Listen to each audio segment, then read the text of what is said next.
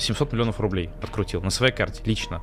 Партнер у меня открутил там порядка 400 миллионов на своей карте. Я на карте девушки открутил своей. Что на значит карте заблокировали? мамы. Ты ничего не можешь открыть, ни банк, ничего вообще? Что значит блокировка? Блокировка, банк тебе вменяет 115 ФЗ. Это там против легализации отмывания денежных средств. По факту тебе эту статью никто не вменяет.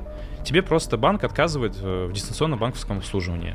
Никуда он эти данные не передает, там, ни в налоговую, ни в суд потом, то есть никуда. Это все не утекает, остается вот условно в рамках банка. Дают, блок вот по банковскому обслуживанию. В среднем через 2-3 года можно разблокировать будет Сбер. Ну и любой другой банк.